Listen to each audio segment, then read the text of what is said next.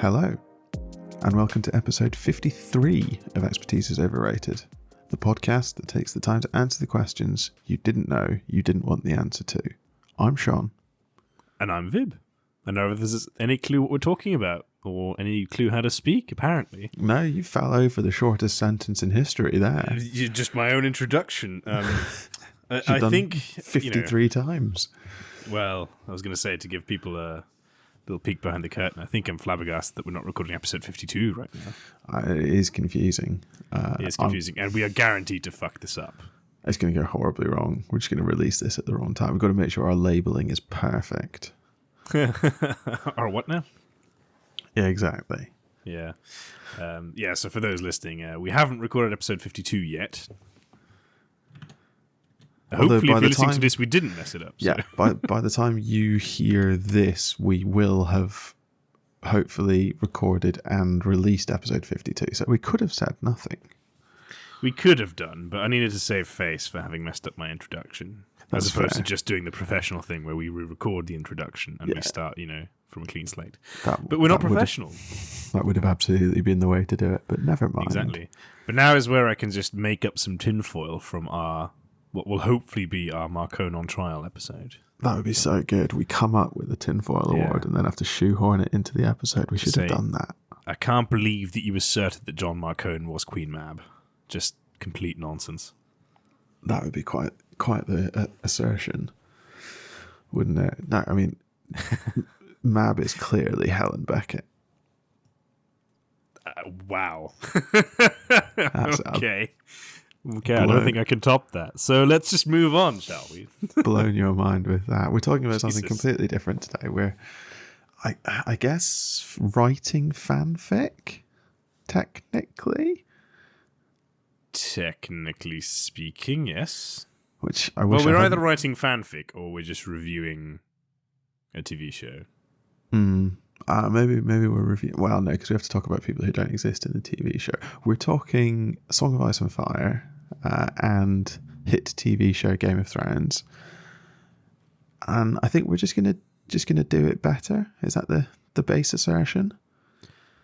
Well, I don't think we can do it any worse. Yeah, so there has been a running gag on this podcast that season 8 was flawless. Season 7, I think, as well, we said was pretty up there. I think everyone laughed. I think we have to come clean now and say Season 8 of Game of Thrones was one of the hottest piles of garbage. You see, this is where the gag came from, because I don't think it's as bad as people like to say that it is bad. Like, it is a masterpiece in how not to end one of the biggest TV shows in recent memory. I will never say anything else about it other than that. But it's not like a crime against TV, I don't think, or anything like that. It's badly done. Have you forgotten the episode, The Siege of Winterfell, where it's so dark that you can't see anything? That's literally just bad directing. I didn't have that problem. So lots of people were saying, I couldn't see anything, and I was like, I could. So I don't. What do you mean you could? What, you just turned your brightness up to the max? Maybe my brightness is already just set too high. I don't know, but I know I could see it. I could see it. But I don't know. That was one of them.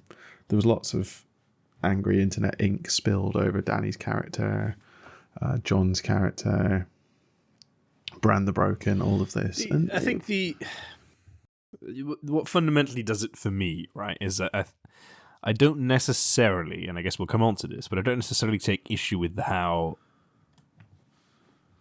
it ended or where the characters ended up. I take issue with how they got there. I think that I completely agree with. There was a lot of, Danny would never behave like that. John behaved completely nonsensically. Tyrion was unrecognizable. Why does Bran end up as king? All of this. And I don't really think any of that's fair, because all of their end states, I think, are fine. Mad Queen Dany is fine. It was just done badly. Yeah, she was just not that one scene and then that the next. No, they just didn't really build the character arc to deal with it. I at mean, all. they did and they didn't, right? She crucified hundreds of slavers, like hundreds of slavers.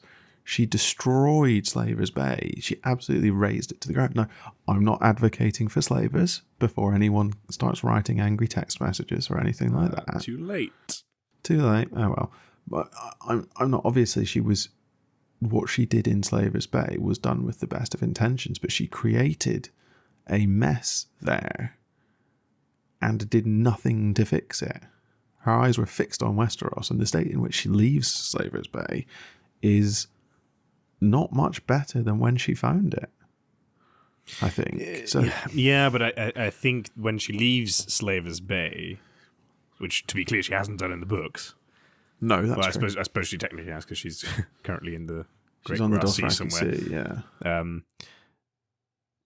But that's already where the TV show started, just completely rushing everything.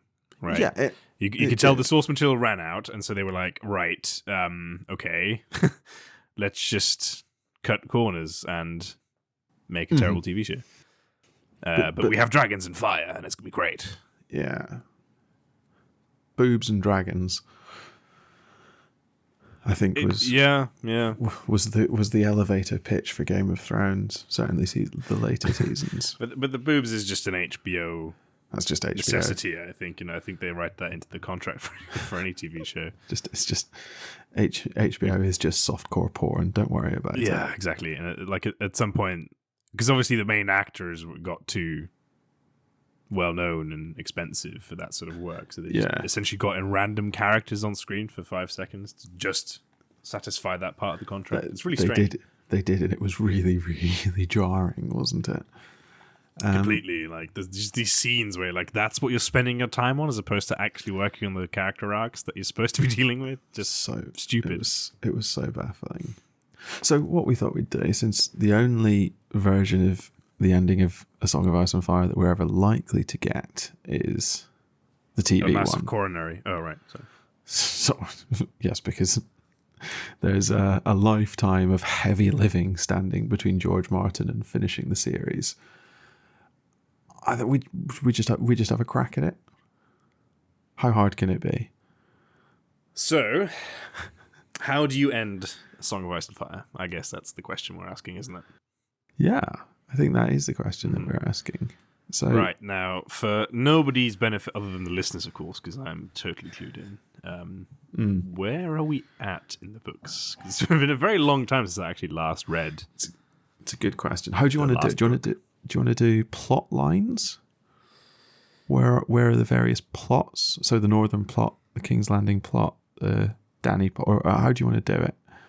The recap. My original instinct would be point of view characters, but actually maybe that'll take too long. So yeah, maybe the sort of overarching plot lines is not a bad place to start. Yeah. So let's start with the easy one and Dany, I suppose.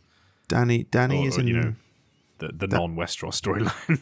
Yeah, fair enough. So Dany is in the Great Grass Sea, having been flown there by Drogon after the games fighting, went awry, the games at Daznak's pit. That's exactly right. She's feverish and appears to have some sort of dysentery, and she's just been picked up by a Khalasar, I think. Potentially Khal Drogo, who was one of Drogo's blood riders. It's a blood rider, right? I think. Yeah, who should be dead, right? Yeah. Blood riders are meant to follow their master into the afterlife. So she's probably going to end up at Vice Dothrak, like in the TV show. Like in the TV show, yeah. In the meantime, Tyrion is making his way.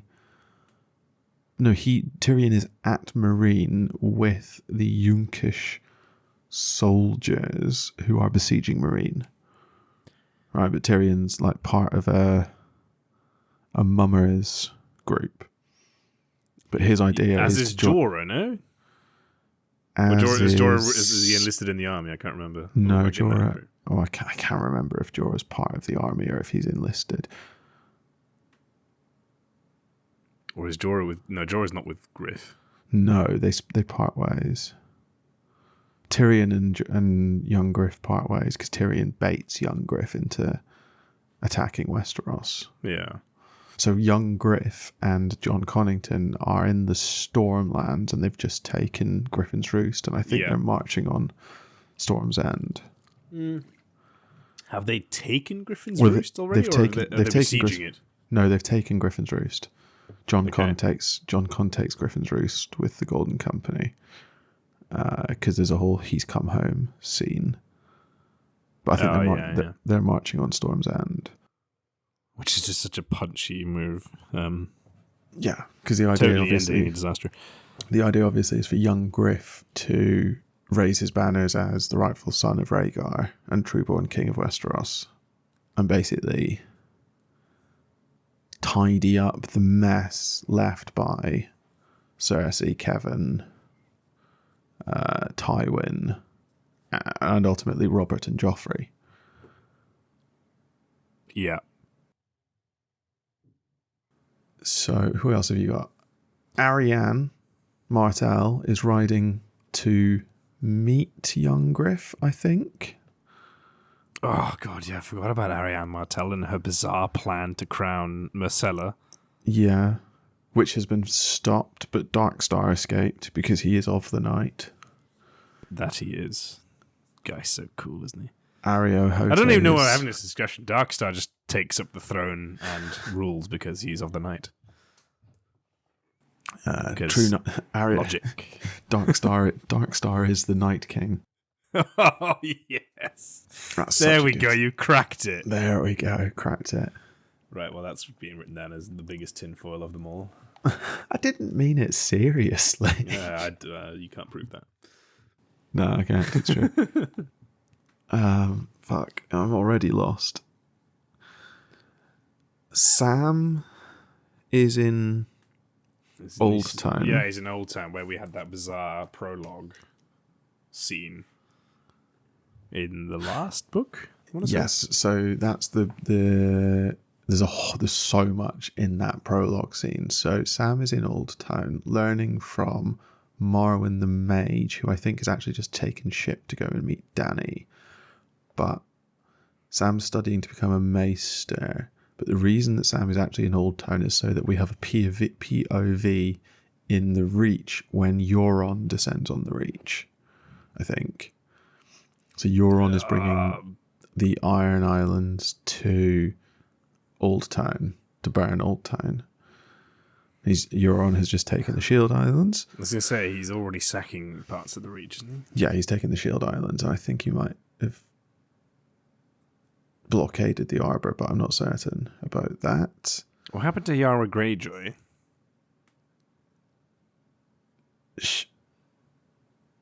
She's in. She sails off. She's with Stannis. She's at Stannis. She's with Stannis.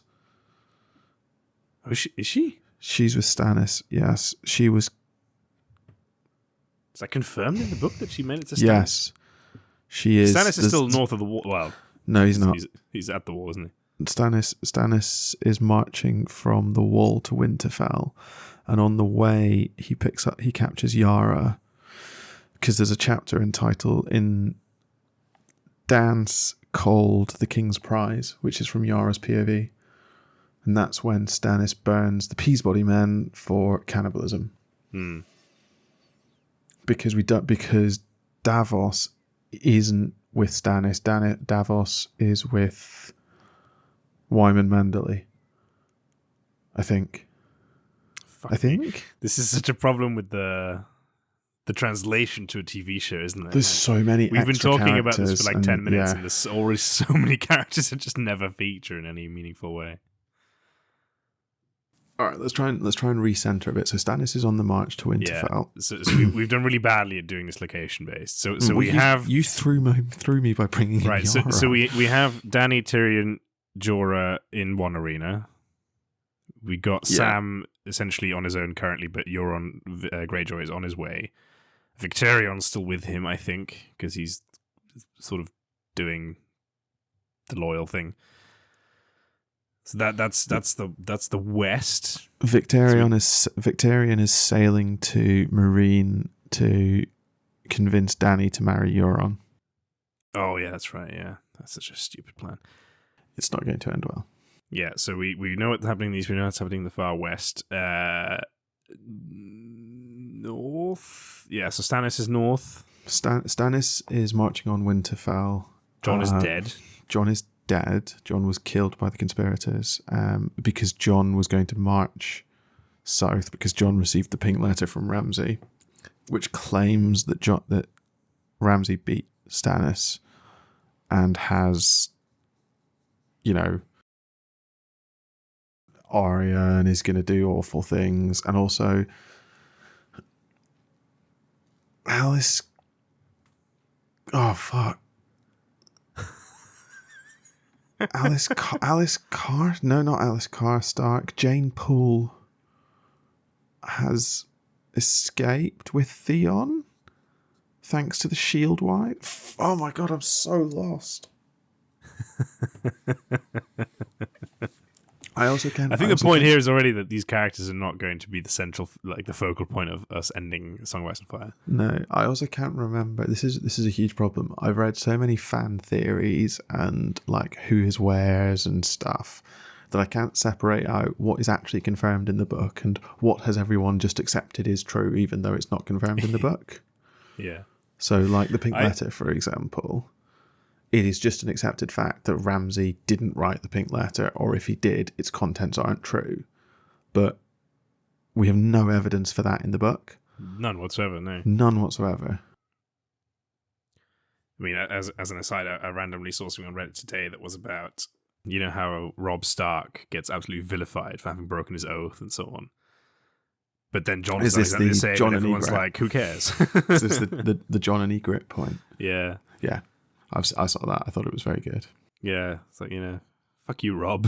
There is a slight nuance, which is that Rob made his oath to someone, whereas Jon didn't. But I think that's probably a nuance that we can park for another time.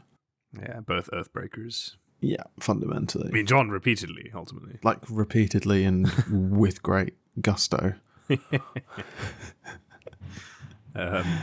Anyways, Jon's dead. I feel we shouldn't. I honestly feel we shouldn't really dwell on Ramsay because he is not going to make it. I don't think he'll be a feature of the end game.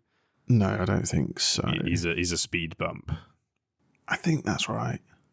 The big unknown for me in the north is the White Walkers / all of that business in the Night King, because they're not really. I don't want to say they're not a thing in the books, but they're just such an unknown. The Night's King, there is no the Night King. Night's King is a completely different character. Yeah. Right? So the White Walkers don't appear to have a king or anything like that, or certainly if they do, we've not met them. We've not seen it, yeah. They're just the embodiment of winter, as far as I can tell.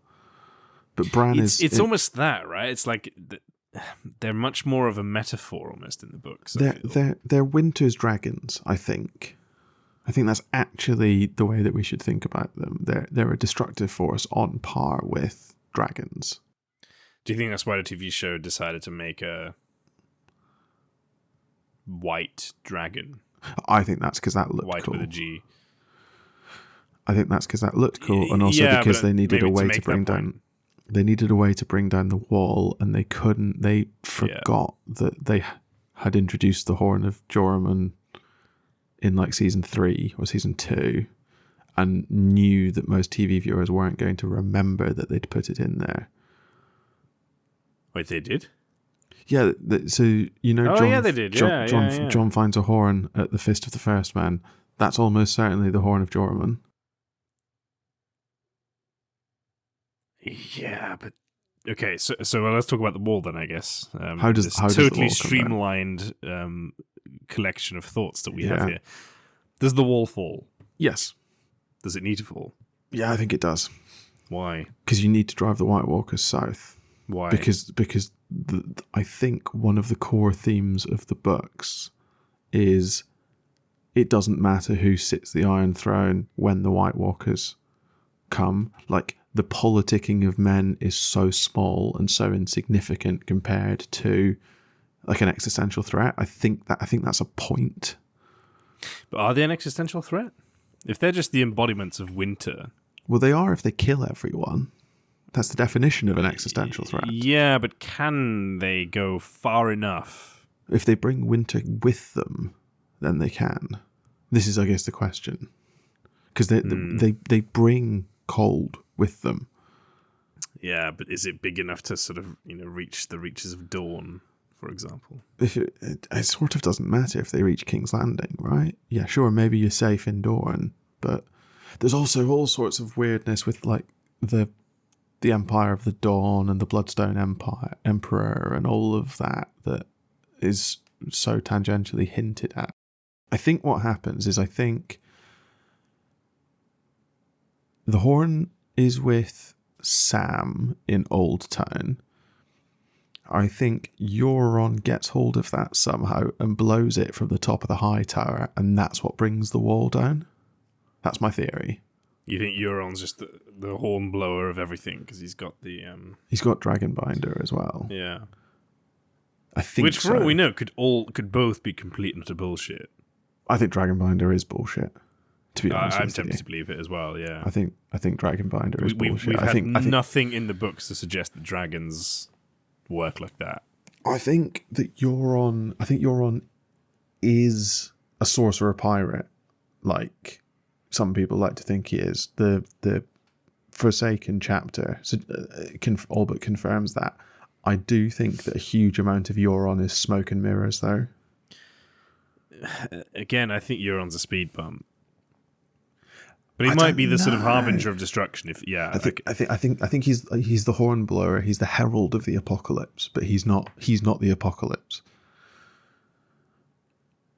So, do you think that in his travels, then he essentially went to the far reaches of the north, for example, in Essos, where you have maybe the sort of the not quite White Walkers, maybe the Grey Walkers, whatever they're called. I can't remember. The Grey Men. The Grey Men, is that them? No, the Grey Men is the people afflicted with Yeah, that's thingy. But like in the northern wastes of Essos, there's essentially like an equivalent of White Walkers we're meant to believe, aren't there?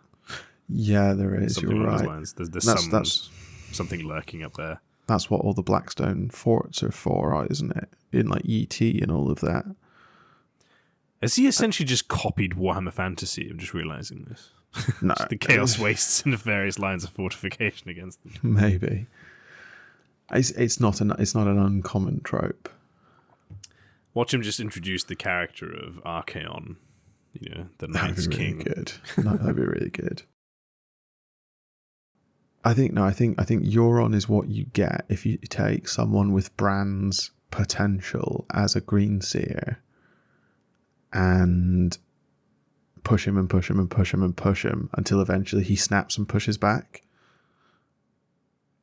So he was an apprentice. I think he was an apprentice to the Three-Eyed Raven.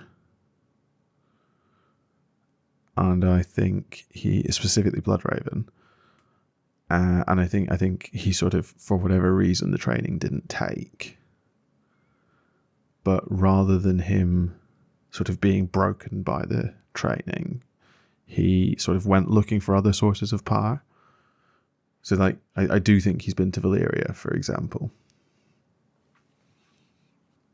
I don't think he specifically. I don't think he specifically went to Valyria, but I think he warged his crew, and one of them walked in Valyria, so he can say he's been there, but he didn't actually go, and things like that. Maybe, yeah. I just feel like he as a character, he just comes in so late that he can only play a fleeting role. I think that's true. I'm now just picturing him blowing, as you said, blowing the horn on the top of the high tower, and then somehow he'll have an interaction with Sam, where Sam's like, "What have you done?" And they have a bit of a struggle, and Sam somehow kills Euron Greyjoy. I'd hate that so much, but I would also love it. Maybe not himself, but Sam needs that sort of, I don't know, getting over his cowardice style thing. Yeah, Sam needs to realise that he's not actually a coward. Fundamentally, because he's not. Well, what might end up happening is that Euron kills Sam, but he's done something to thwart Euron ultimately. I don't know. Yeah. There'll be some interaction there, I think. Because you're right, it's too convenient for Sam to be there and to not feature in whatever the Greyjoys are doing. Sam is there so that we have a POV in Hightower. In Old Town, sorry. That's the only reason Sam's there. But equally, Sam probably has to survive till the very end because he's the only one who can sort of be trusted all the pieces to figure out. Yeah, as in he has to almost become the Grand Maester for all. Yeah, Sam has to tie all the pieces together. Apart like the Rhaegar and Lyanna plot probably has to be resolved through Sam. As it just reminded me. There's potentially 3 bloody Targaryens out there, aren't there? Oh god. Oh, there's 2 because young Griff isn't a Targaryen. Well, no, but I guess as a Targaryen plotline, you have to consider that there are 3 players. Yeah, young Griff is the answer to Varys' riddle. Where does power lie? Because he basically tells us as much when he kills Kevin, right? The whole point of young Griff is that he has the perfect prince narrative. Yeah. But actually who he is doesn't matter. The narrative is more important than the truth with young Griff, I think. Oh, I agree, yes. Well, part of me still wonders if... Yeah. Well, no, because... Griff somehow sets up a Targaryen enclave and then Dany strides in and just takes it from him.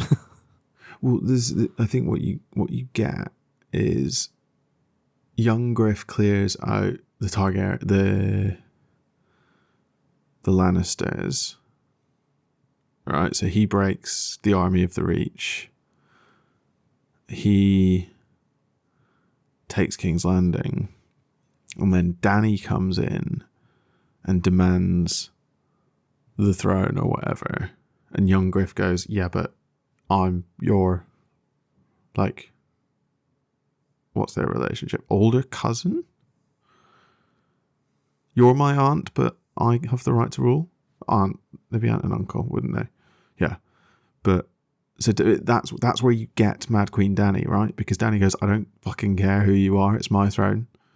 And she burns King's Landing, but she burns King's Landing to get Griff, not to get Cersei. Maybe.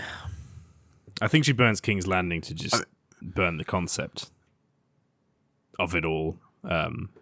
Maybe. And then sets up just a new capital somewhere else. I think you like Dany more than I do. Like, I think Dany is being set up to be a villain. It's not that I like her. It's just I can't get around this fact that I'd be overwhelmingly disappointed to have stuck through her old, unbelievably boring storyline, just to have her be some weird, machination of destruction for then someone else to take over. It just would be so unbelievably bad from a writing point of view, in my opinion. It would be very difficult to land it. Because you have this element of destruction and chaos, never interact with anyone ultimately. Yeah, and then that's how it ends. It'd be so disappointing.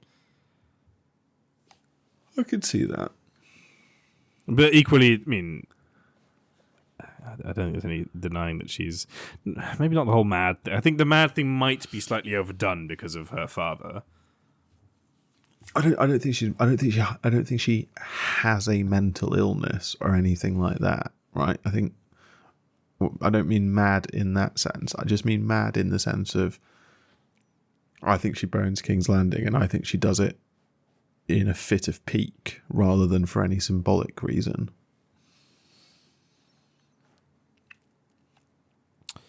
Yeah, maybe. The problem with Griff taking King's Landing is Cersei. Is it though? Well, what's the resolution of her story? What, this random dude shows up out of nowhere, just kills her. But I don't want Cersei to have a resolution to her story. Cersei's story is one of just being a waste of oxygen. To be fair, her story has in some ways resolved with Jaime leaving and essentially giving her the big old middle finger. So I wouldn't be unhappy with her story just ending there. So Cersei's story is resolved when Jaime burns her letter saying, "Come to me, I need you." Yeah, that's but the resolution. We still have of Cersei's story. The whole what's his face?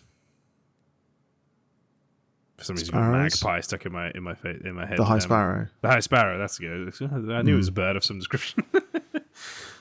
Yeah. The High Sparrow, because that's all ongoing, and Loras Tyrell being locked up. Definitely healthier than everyone says he is, I think, but I'm not sure. Yeah, but do we care about what Loras does now? Not really. Or what's her face, Marjorie? No, this is the thing. It's more their storylines that I can't. This is, I think, why the TV show did to them what it did to them. It's like, we have to kind of just tie up this loose end, and they're irrelevant. Let's just blow up all of the irrelevant characters in King's Landing. Yeah, and then give the Queen of Thorns a nice send-off because she was such a badass in the TV show. Yeah, that's true. I mean, look at Dawn. They essentially just, in like 5 minutes, just cut everyone down for no reason. That was also very good. You have the coup that kills Doran and Arya Hota, and then I think in the same episode Euron kills all of the Sand Snakes. Yeah, it's just completely nuts, yeah. Except for the one that... Yeah, what's his face is... There's the one concubine. No, Cersei kills her. There's the one that Cersei kills. So Euron brings one of them to Cersei together with Ilaria, and Cersei poisons the daughter in front of her mother and then locks her mother in and forces her mum to watch her dying. Yeah. Because that's... Yeah, none of that's happening. That's normal behaviour. The problem is Doran Martell is actually, a functioning... very competent. Yeah, human in the books. Yeah. I mean, he sent Quentin to get roasted, but no one really cared about Quentin, so... He also had no way of knowing what would happen because he sort of didn't know that Dany didn't know about that arrangement. That's also true. He thought that he was sending Quentin to a woman who was expecting him. Yeah. And Quentin gets there and Dany's like, no. Yeah, but that's what I mean. He sends Quentin. I mean, come on. Well, he doesn't have anyone else. Yeah, your odds of success are pretty low. I mean, send Arya Hota, for fuck's sake. Yeah, but Dany can't marry Arya Hota. The guy literally sliced what's-his-face in half. I'm saying what's-his-face a lot because I can't remember any names. Yeah, Aris Oakheart. Yeah. I liked Aris Oakheart. I thought he was a good character for the 2 chapters he got. He was great, yeah. That's great character building. Like, he instantly sort of get his whole spiel. This conflicted White Knight. And then after 2 chapters, you're like, oh, what a glorious charge that was. Chop. What a hero. That's the thing. No one looks at Aris Oakheart and goes, what a mug. Everyone thinks he was great. Yeah, I mean, it's the classic knight story, really, isn't it? Damsel in distress-ish. Fall for the charms. Get chopped in half. Plus, his name is Aris Oakheart. I mean, come on, Oakheart. That's pretty cool. Yeah. So Dawn is a thorn in the side of this narrative because I've got no clue what happens in Dawn. No, nor do I. I can't. Part of me is maybe just like they do, like in classic Dawn fashion, they sort of do nothing and come out on top. Mattering. Yeah. The only other thing that I've seen suggested for Dawn is Arianne marries Griff. So from Dany's perspective, they backed the wrong horse. So when she turns up and burns Griff, she also burns Arianne. What, turning Dawn against the last Targaryen? And Dawn's just like, fuck you. Sod all you Targaryens. I don't want anything to do with any of this. Maybe. It's not. You just want Dany to burn stuff, compelling. Don't you? I think that's what she's being set up to do. No, I don't disagree with you, but she's equally, so far, has been like a grand unifier of factions, right? And I feel that has to come to fruition somehow. Then, yeah, maybe towards the end she can do something fucked up, but I feel... I think... So my thinking with Dany is that she's like... There's only really two ways that her story ends in a narratively satisfying way for me. And the first is John killing her. After they have a classic love story, and then John kills her because he realizes who she is and what she's done and what she's going to do. Mm-hmm. Exactly like in season 8, only written better. Or Dany has that realization. Dany realizes that the picture she paints of herself as this grand unifier and all of that just isn't actually true, and all that she's brought, all that she's done across the continent is bring fire and blood, because she was so fixated on everything, on what she wanted, on what she thought she wanted, that she missed what she was doing. See, I can never remember this whole break the wheel thing was a TV show only invention. I think it is. But I think there's truth to it.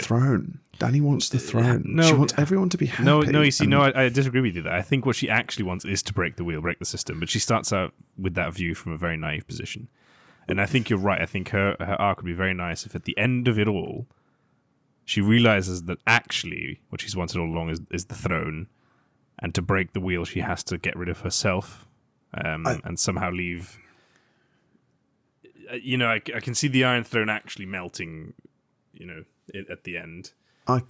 She takes care of herself, or she does it even worse and asks Jon to do it, or whatever. Yeah, I don't see her ruling the Seven Kingdoms. There's no version of the story that satisfactorily ends with her in charge. But equally, I don't see the Seven Kingdoms being a united. No, I don't really either. But we still have to sort of figure out. So you've mentioned the Jon and Dany storyline. We both just assume that Jon is coming back, right? Well, there's no other way. He is. Gosh, I can't remember any fucking names. Expertise, huh?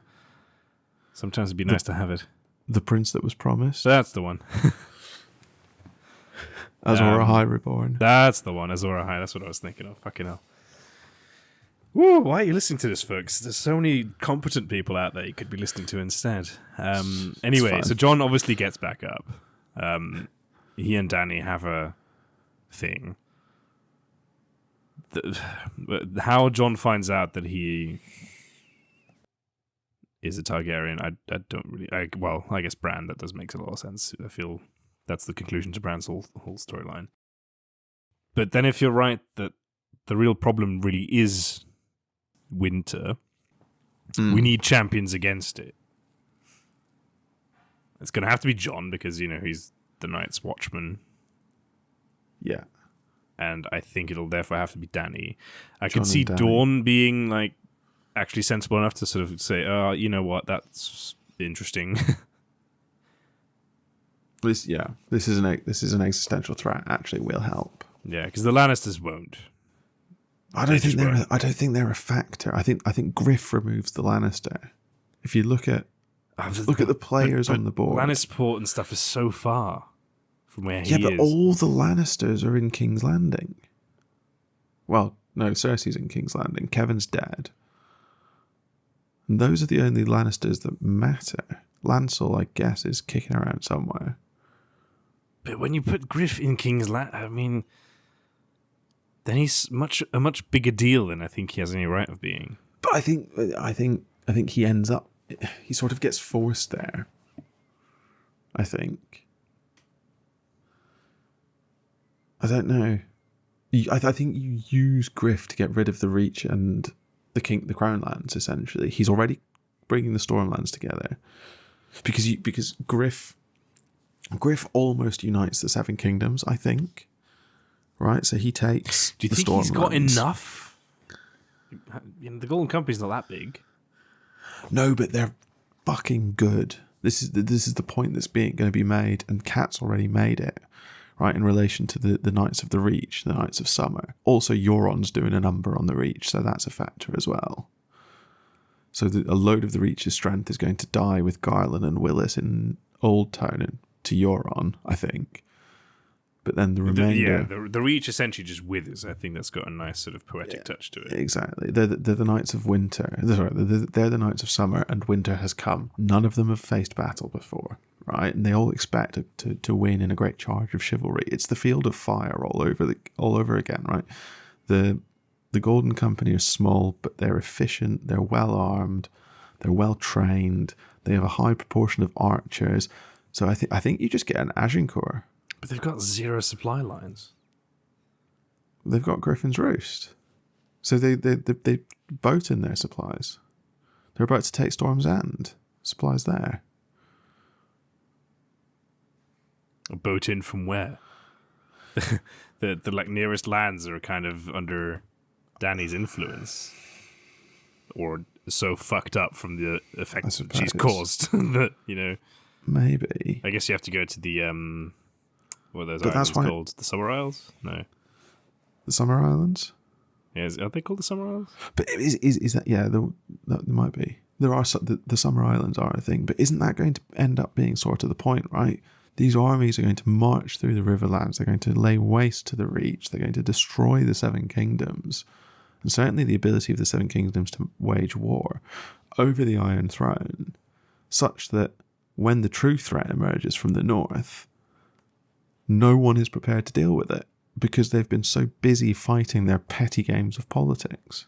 That feels poetic. Yes, no, I don't disagree with you.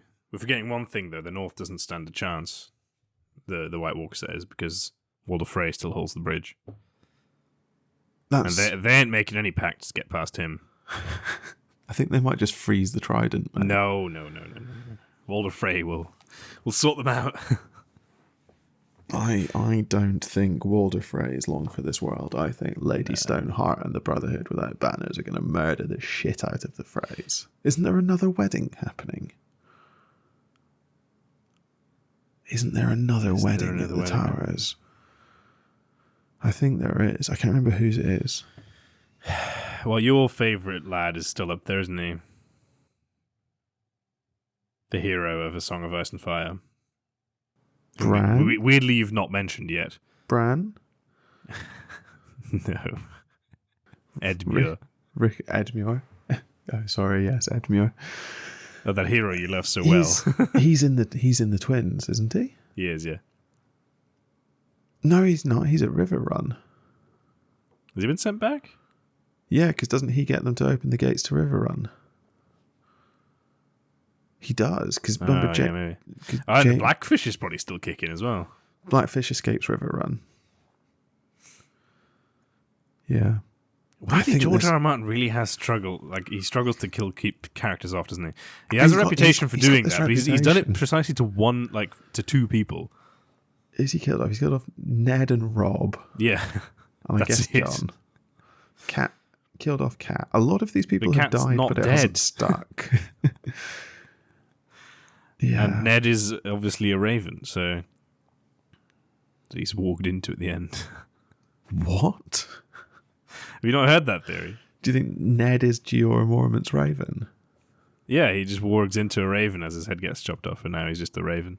That's a great theory. I like that. So let's... my goodness, we're meandering a lot. That's probably my fault. It's all right. We're still the Starks. I'm saying the Starks are the heroes, right? Yeah, if we go back to our episode of who the heroes of A Song of Ice and Fire, I'm saying the Starks are the heroes, and we've not talked about any of them. We've spoken about Jon. He's not a Stark though. Not a Stark. He's a Targaryen. Arya. I don't think she kills Walder Frey. No, Lady Stoneheart kills Walder Frey. I think you're Arya right. needs that resolution. But I think Arya and Lady Stoneheart might meet up. I think Arya kills Lady Stoneheart. It's possible. Because Lady Stoneheart's seen Nymeria, hasn't she? Nymeria pulls Lady Stoneheart from the river. Yeah, exactly. Before Beric gives his life up to her, I think. Is it Beric? Is it Beric? Or is it...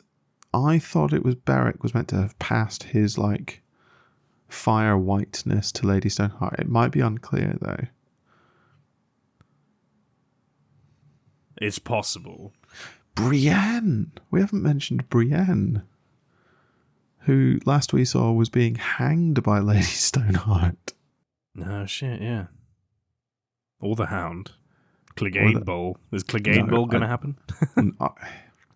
I don't think so. I want the Hound to be the gravedigger on the Quiet Isle. I think that's so neat. It's such a nice resolution to his story. I just remembered all these like shady characters that we have to somehow reconcile, like Littlefinger and Qyburn and Pycelle, Varys. Fucking hell, George Martin's written so many characters in that all seem important, but surely can't be. Littlefinger is in the Vale with Sansa, so we can still be talking about the Starks. Littlefinger's in the Vale with Sansa, yeah, and Sansa's dealing with Harry the Heir. Yeah. Sansa, I've got no idea. Well, the way she went in the TV show was so... That feels so wrong. That doesn't feel right. Also happened so fast, ultimately. Yeah. And crucially, she's a million miles away from Ramsay, which was such a catalyst for her in the TV show. It was such and I feel that the armies of Stannis and Jon are dealing with Ramsay before she gets anywhere near. But maybe the Vale and the North do pinch for Ramsay. No, I think Stannis beats Ramsay. I think Stannis beats Me too. Ramsay. I think Stannis just quite easily just takes over the North. Ultimately. Stannis takes the North. And I think Stannis tries to take the fight to Winter because he's supposed to be, Yeah, I think Stannis... the Lord of Lights. So I think Stannis burns Shireen, like in the TV show, but I think he does it for a fight against the others, which he loses. Yeah, he loses that fight, yeah. Like, publicly. Yeah. And then somehow Jon steps into the limelight and wins, but I don't know. He wins like a battle and then the war really kicks off in earnest or something like that. Something like that. Yeah. And that's when people start to... Or rather, that's when the reader starts to ask the question, is Jon actually a Stark, or is it something Jon deeper? special? Jon sort of combines... Because he combines the Stark blood, so the blood of the first men, the sort of the companions of Winter, with the Targaryen blood. Yeah, so that's... His is the Song of Ice and Fire. Yeah. Right, at the end, that's the Rhaegar quote, in fact. Yeah. But I think it's... Which just sort of mean that Jon is probably the hero of the Song of Ice and Fire, but I don't really know what that means for the ending. I liked Jon's ending in the book. I don't like how he got there, but I like Jon just being like, no, I really don't want to be king of the Seven Kingdoms. Thanks very much. I'm just going to go and live with the only people that I've ever felt at home with. Yeah. But... Yeah, no, I don't mind that either.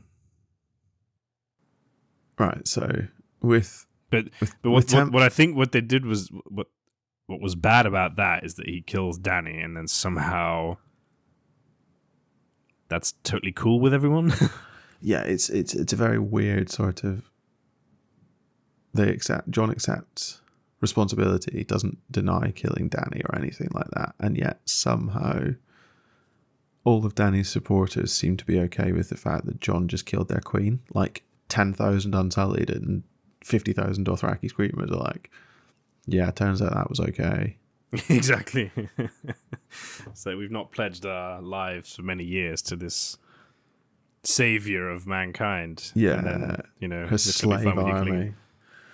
Same with Drogon. But again, coming back to the point that I was trying to make earlier, that I think dragons are they're sentient on such another level that I could conceivably see a dragon being smart enough to realize that Dany was a problem. But then equally the whole Targaryen thing, so who knows what the dragons think. I honestly think all three dragons make it somehow. Do you? I think none of them make it. They make it up until the point where Dany dies, and then I don't know. I see. I think Dany's left at the end with no dragons. Maybe. That doesn't quite feel right. As I said that, it didn't quite feel right. No, I think you can kill Dany and then the dragons just disappear. Just piss off. Yeah, maybe. Or you have to kill the dragons in order to kill Dany. I think... Yeah. And then they woke up and it was all a dream. Right, we've got about 5-10 minutes left. We've not mentioned Jamie. We've not mentioned But I don't Jamie. think he's that relevant. We've not really mentioned Arya. Well, I guess you think she's going to kill Lady Stoneheart. I don't really see what that achieves, but Arya realizes part of the problem is that the characters are all too young, right? This is why George R. R. Martin has really struggled and why he was originally intending for a 5-year gap to age all the characters up, but then he couldn't land that because he's written himself into the mother of all corners. yeah. But an older Arya comes to the realization that she needs to not let vengeance consume her. Because that's her entire being. That's too perfect, though. Is it that? I feel you're trying to end all these character arcs with them just, aside from Dany, but them just like, I don't know, achieving their best possible self. Maybe. I probably am. I was also doing, but I can blame you first. So. I probably am, but I think the fundamental problem that I have is that I don't think A Song of Ice and Fire is as grimdark as everyone else thinks it is. I think it's shocking. No, it's not grimdark. I think the point of A Song of Ice and Fire is, right, if you read George Martin's other stuff, right, Fire and Blood and all that sort of business. Yeah. A Song of Ice and Fire is if Fire and Blood were written at the time it took place, if that makes sense. But over time, because time passes, all these supplementary characters are ultimately forgotten because they're not that important, and the only names that remain are your Aegon Targaryens, etc. Right? So I think ultimately A Song of Ice and Fire will just break down into 3 or 4 characters, and the rest are just supporting players that no one will remember once the story gets condensed into history. That's interesting. I hadn't thought about it like that. So it's almost an essay on the construction of history. Yeah. So you can have these stories, these like what we seem to have, we deem a really important storylines like Arya, that are just completely irrelevant. Like when you were to read about A Song of Ice and Fire 200 years later, where all you read is Jon, Dany, Tyrion. Yeah. For example, like, Tyrion's one of those I'm a bit on the fence about. But Jon and Dany, for sure. Yeah. Maybe Griff. Yeah, I think you're right. If Griff does end up taking over a lot of the Seven Kingdoms, that is something you wouldn't be able to ignore. But he always gets recorded as the Pretender. Right, a puppet king set up by a rebel lord. And someone like Arya may well feature, but as in like a mysterious string of assassinations or deaths or something. I think she features as the daughter of the traitor Lord Stark, vanished in the chaos of his arrest. Yeah, that's it. I agree. That's her whole storyline, potentially. The issue is Bran, because Bran's weird as fuck. Yeah. And is like all of history. Sure, but... And the future. Bran has also... So I know I said that I think this ends with... Actually, I think A Song of Ice and Fire ends with Bran sitting on a weirwood throne on the Isle of Faces as some sort of god king. Yeah. Which I think is probably still true. But I sort of almost think that doesn't matter. Like, I don't think Bran's going to be sitting in on small council meetings and dictating policy. Right? I think he's much more going to be a sort of, to really jump ship and talk about a completely different media, sort of God Emperor of Mankind style character where he exists and maybe most people know about him. But day to day, Westeros will still be ruled by the Lords Paramount and their subservient lords and their landed knights and all of that. And Bran exists as a defender against existential threats, but he's just enthroned and entombed in this chair on the Isle of Faces. I hate that I don't see an issue with that. I don't think he gets a coronation ceremony at the Sept of Baelor or anything like that. I think it's a much more like heavy burden. It's not a reward for Bran. It's a burden of eternal service. Ah, fuck, I like that. Because I sort of pictured Bran as becoming a Merlin. Exactly. But a God Emperor, I think, is almost better, yeah, because he is just stuck somewhere, doomed to watch it all via his And he can touch sight. minds, and he can do what the Three-Eyed Raven does and try and, pull, touch and direct and push humanity in one direction or another. But that's all he can do. And he's limited by the fallibility of his tools. Yeah. I think there's something there. I think you're right. No, I also think that you're right, and the Lords Paramount of the Seven Kingdoms are going to be the rulers. Yeah, King's Landing. I don't see King's Landing surviving. No, nor do I. Its destruction has been set up far too obviously. Arguably the same is true of Dragonstone. I don't know why I say that. I don't see anything happening to Dragonstone because it's not important. Well, the whole Obsidian storyline might be, because that's the sort of thing that has been set up from day one in the books, right? The sort of Valyrian steel, Obsidian stuff. That's true. I don't know how that will be done, because I don't see George R. R. Martin having Jon literally teleport around Westeros.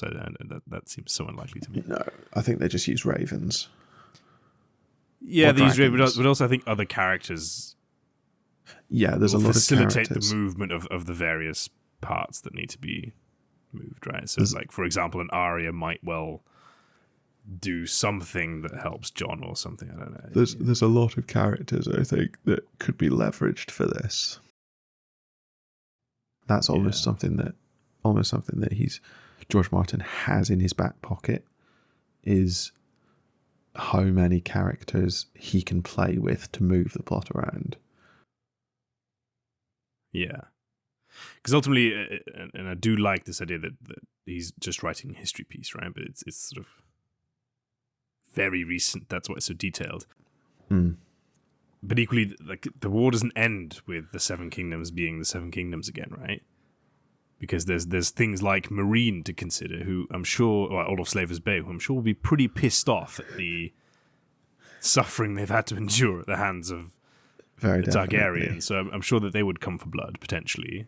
Very definitely. And commerce will be completely fucked. So it's not this sort of story like Aragorn gets crowned king and all is well in the world. He ruled wisely. What's the Aragorn tagline? He ruled wisely and well for 400 years. Yeah. I think it'll be just the usual infighting between Dorne and the Reach, for example. The slavers being angry, raiding parties being sent to Westeros, because equally Westeros was being completely fucked by all the war. So, what better place to go and get your new slaves? But I think that's one possible direction Martin could take it, and I think it's a really interesting one. I don't think that's quite what he's going for. I think A Song of Ice and Fire is much more traditional fantasy than people give it credit for, and the main reason that people don't give it that credit is it's essentially we've had too long to pore over it, right? But I think at its heart, it's a fantasy series. Yeah. So at the end of the day, the quote unquote good guys win and the quote unquote bad guys lose. The point that Martin is making is that no one is wholly good or wholly bad. So what determines whether or not you're a good guy or a bad guy is the choices that you make at every point along your journey. So Jaime, right, although I will go to the wall for Jaime Lannister as a reprehensible human being, he's consistently trying to make good choices. No. So I think he gets a better resolution to his arc than, say, Cersei, who has never made a good choice in her life. So her arc and her ability for her story to have a satisfying resolution is poisoned by the choices that she makes, I think. Yeah, no, Jaime does the best with the hand he's dealt. Well, yes, but he also threw an 8-year-old child out a window. Yeah, the hand he's dealt is just he's a fundamentally evil douchebag kind of guy. Yeah. But over time, I think he tries to salvage that. Whereas Cersei's far too hung up on the prophecy and all that sort of business. Yeah, and is just a reprehensible human being, as you say. Yeah, Cersei's just selfish.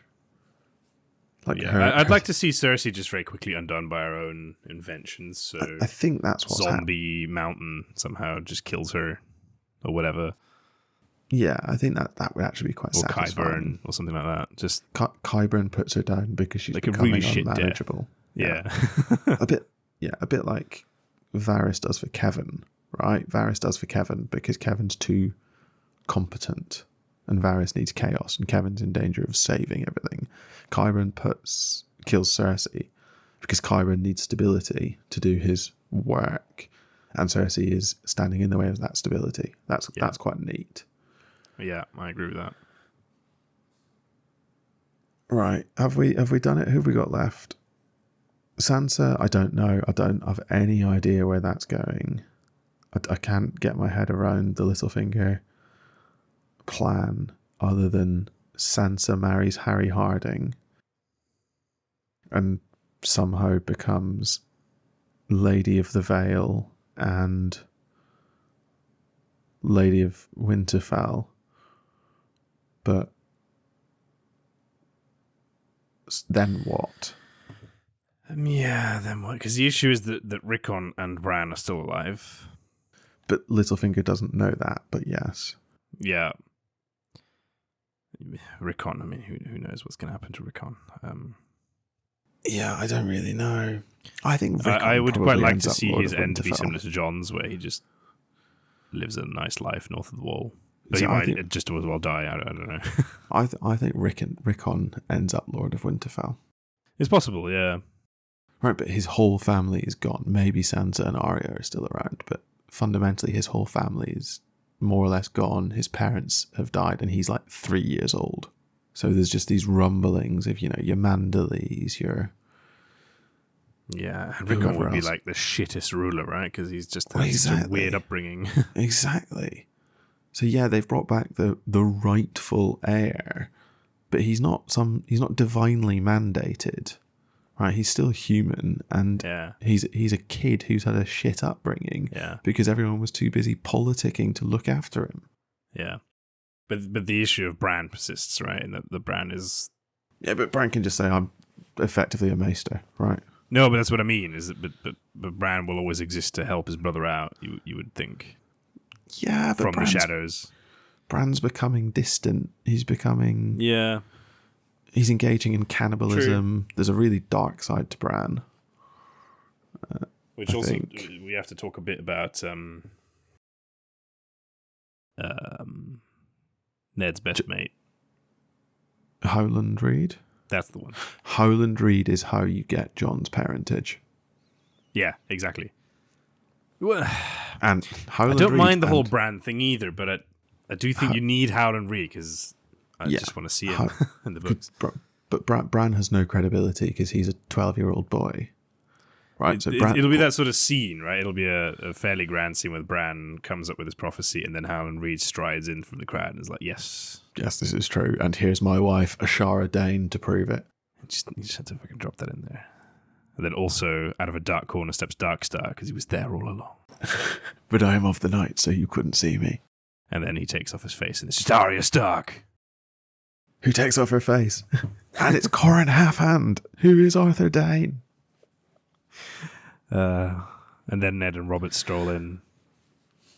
And it was all just a merry play that was put on. Oh, that's good.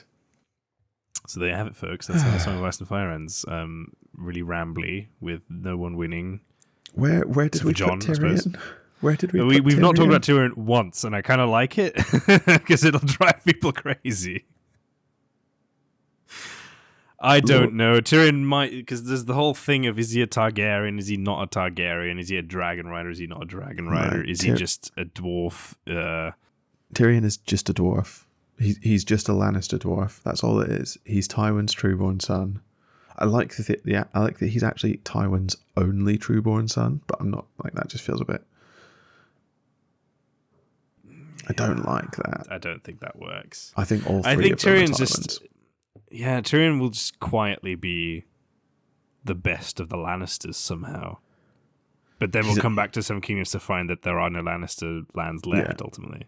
he's a sort of dark and twisted and angry man, but actually put him around the right people, give him things to strive towards, and he can be better than that. I think that's fine. So I think his TV show storyline will be similar. That he backs Danny, then starts to realize that she might be a bigger problem.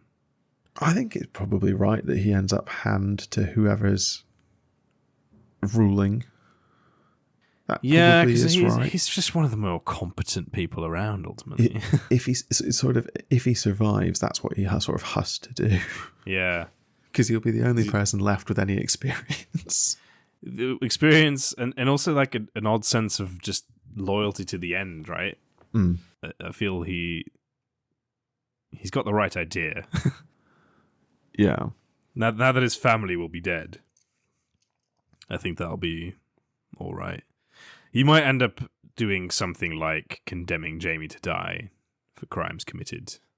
Maybe. As like an act of the hand, because that would be a nice end to that storyline. Because ultimately the Jamie Tyrion relationship is much more interesting than any of the Cersei relationships.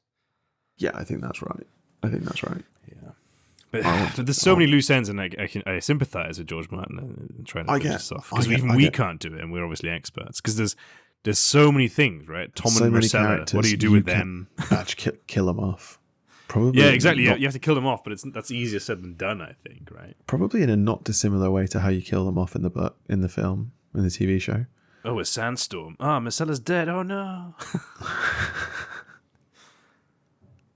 Maybe not that. Yeah. Does Cersei blow up the Scepter of Baelor, for example? No.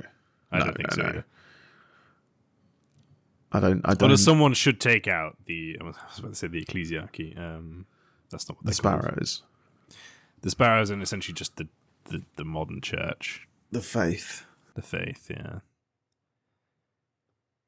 I think you need to bring back the Witchwoods. Probably. The Weirwoods. Weirwoods, thank you. I was like, Witchwoods is also not right. Yeah, what's that from? I don't remember. Witchwoods with a Y. Yeah, I know how you spell it. which means it's in something. I know, right? I mean, that proves it's in something. Isn't it a brewery? Right, we're ending this episode on me Googling Witchwood. It's a brewery. Isn't it where Hobgoblin comes from? Witchwood School is an independent girls' day and boarding school. I'm hoping that's not it. That weirdly is in Oxford, so that might just be something I've walked past recently. Is it on? It's near St. Hughes. Woodstock. Yeah. I used to walk past it a lot because I used to do shoots at Hughes. Because there's also Witchwood Forest is in Witney in Oxfordshire.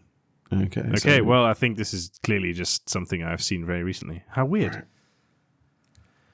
I think we better call it there, having solved nothing. Please, God, finish this off. So, yeah, we don't really know what any of the characters are going to do, but we seem to agree on a lot, right? I think we both agree Dany dies. Yeah.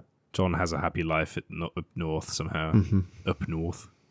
I can't do it. I don't have a very good Yorkshire accent. North. Fuck knows what happens to any of the other Starks. Except for Bran. I like that idea that he just ends up masterminding the world from Little Island. Greyjoys all die. All of them. Lannisters all die. Dad. The Reach messed up. Dawn stays Dawn. The King's Landing and stuff just goes away. The Stormlands are kind of gone anyway, so... It's essentially a sort of post-long night clean slate, isn't it? Yeah.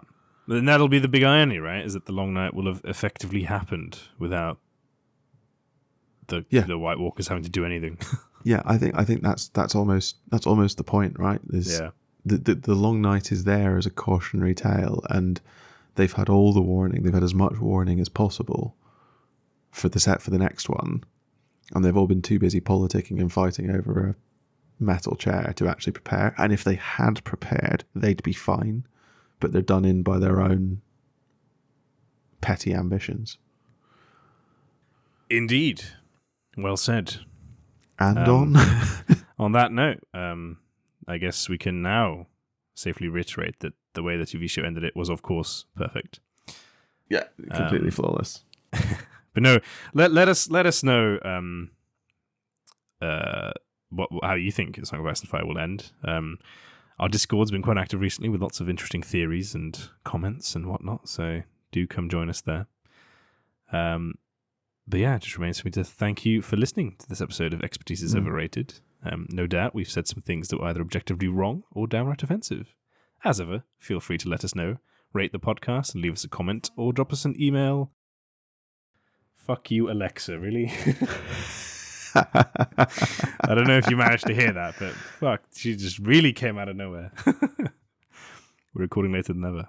Anyway, as ever, feel free to let us know, rate the podcast and leave us a comment, or drop us an email at expertiseisoverrated@gmail.com.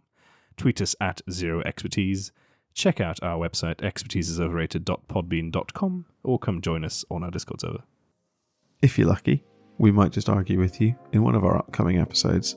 And if you're really lucky, we might call you an idiot. Come back next time for some more absolute nonsense.